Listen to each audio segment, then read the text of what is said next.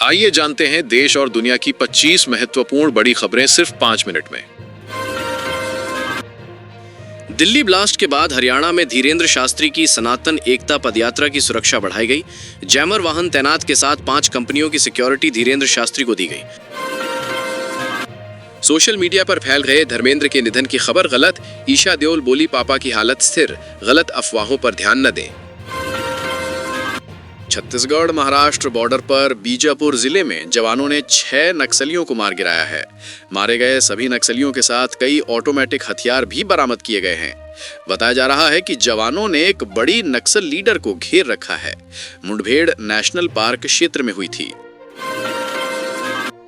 बिहार चुनाव के दूसरे फेज में हो गया रिकॉर्ड।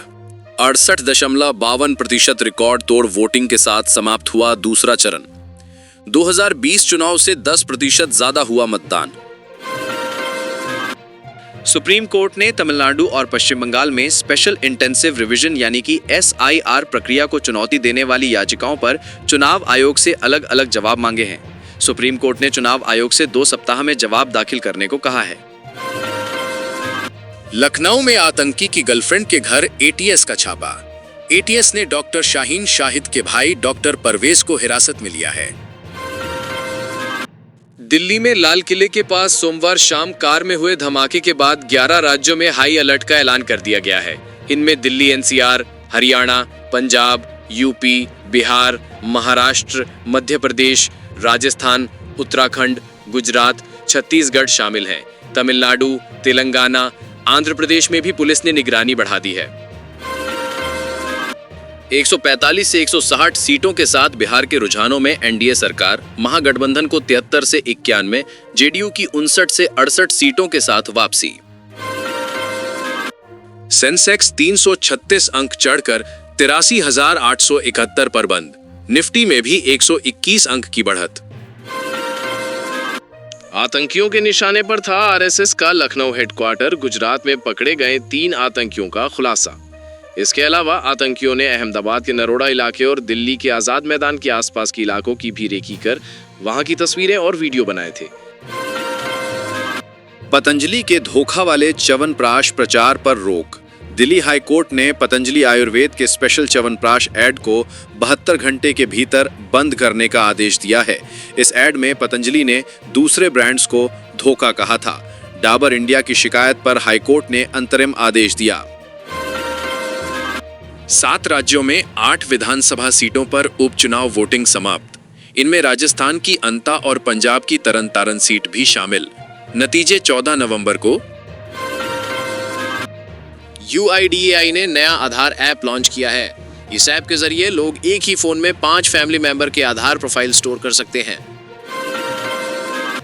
सोना 1,688 रुपए बढ़कर 1,24,000 प्रति 10 ग्राम हुआ। 2 दिन में 4,029 रुपए महंगा हुआ। चांदी आज 3,117 रुपए बढ़कर 1,55,000 किलो हुई। दिल्ली धमाके के बाद पाकिस्तान ने घबराहट में राजस्थान से लगी सीमा पर वायुसेना की पेट्रोलिंग शुरू कर दी। पाकिस्तान की तीनों सेनाओं के प्रमुखों ने एक इमरजेंसी बैठक की। ब्रिटेन ने एडवाइजरी जारी कर कहा, आम लोग भारत पाक बॉर्डर से 10 किलोमीटर दूर रहें। मुकेश अंबानी की रिलायंस पर CBI जांच संभव। ONGC पाइपलाइन से चेयरमैन मुकेश धीरूभाई अंबानी समेत कंपनी के डायरेक्टर्स पर 13,700 करोड़ की गैस चोरी, गलत इस्तेमाल और विश्वासघात के आरोप लगे हैं। कंपनी बोली थी गैस खुद आई। ट्रंप भारत पर टैरिफ घटाएंगे। अमेरिकी राष्ट्रपति डोनाल्ड ट्रंप ने कहा, भारत और अमेरिका एक नए व्यापार समझौते को अंतिम रूप देने के करीब पहुंच गए हैं। उन्होंने कहा, भारतीयों को मुझसे अभी प्यार नहीं, लेकिन फिर से करने लगेंगे। अमेरिका भारत पर लगे टैरिफ को धीरे धीरे कम करेगा। हमास ने 11 साल बाद इजरायली सैनिक का शव सौंपा। 2014 में हत्या हुई थी। इजराइल को 11 साल बाद अपने सैनिक लेफ्टिनेंट हदार गोल्डिन का शव वापस मिला है। हदार गोल्डिन की उम्र उस समय 23 साल थी जब वे 2014 में गाजा में हमास के हमले में मारे गए थे। अंतर्राष्ट्रीय गिरोह का पर्दाफाश। थाईलैंड से 8 बिहार की युवक छुड़ाए गए। एजेंट बंधक बनाकर करवाते थे साइबर ठगी। पाकिस्तान में आत्मघाती बम विस्फोट हमला, पीएम शहबाज बोले, भारत ने कराया। रक्षा मंत्री का अलग दावा, अफगानिस्तान जिम्मेदार, इस्लामाबाद कोर्ट कैंपस ब्लास्ट में 12 की मौत। दिल्ली ब्लास्ट के बाद पटना साहिब गुरुद्वारा की सुरक्षा बढ़ी, एसडीपीओ ने किया निरीक्षण। गेट पर लगेंगे मेटल डिटेक्टर, पार्किंग पर भी कड़ी नजर। अमेरिका से आई खुशखबरी, घट जाएगा भारत पर लगा टैरिफ, ट्रंप ने किया वादा। सुप्रीम कोर्ट ने बिहार के उप मुख्यमंत्री सम्राट चौधरी के खिलाफ दायर याचिका खारिज करते हुए कहा, कोर्ट का समय बर्बाद न करें। सम्राट बोले, एनडीए में कोई वैकेंसी नहीं, नीतीश आज भी सीएम हैं, कल भी रहेंगे। यूपी के मुख्यमंत्री योगी आदित्यनाथ ने वंदे मातरम का विरोध करने वालों पर जमकर निशाना साधा। कहा, रहेंगे हिंदुस्तान में, खाएंगे हिंदुस्तान में। दिल्ली ब्लास्ट के बीच सीएम योगी ने दिया बड़ा बयान। दिल्ली धमाके में इस्तेमाल हुई i20 कार का 2 हफ्ते पहले पोल्यूशन चेक कराते कैमरे में कैद हुए थे 3 लोग। अभी जिंदा है धर्मेंद्र, मीडिया पर फूटा हेमा मालिनी और बेटी ईशा का गुस्सा, बोली, ये माफ करने लायक नहीं। दोषियों पर टूटेगा एजेंसियों का कहर, दिल्ली ब्लास्ट के बाद एक्शन में अमित शाह, एनआईए को सौंपी जांच। दिल्ली ब्लास्ट के एक दिन बाद फरीदाबाद में फिर मिला 50 किलोग्राम विस्फोटक, 2 डॉक्टर गिरफ्तार। दिल्ली में बढ़ते प्रदूषण को देखते हुए शिक्षा निदेशालय ने 5वीं तक के छात्रों के लिए कक्षाएं अगले आदेश तक हाइब्रिड मोड में चलाने के आदेश दिए हैं। अब बच्चे कुछ दिन स्कूल जाकर और कुछ दिन ऑनलाइन माध्यम से पढ़ाई करेंगे। भक्ति और डिजिटल इनोवेशन का संगम होंगे महाराष्ट्र के 3 ज्योतिर्लिंग। महाराष्ट्र के 3 ज्योतिर्लिंग श्री क्षेत्र भीमाशंकर, औंढा नागनाथ और कृष्णेश्वर के विकास की योजना बनी है।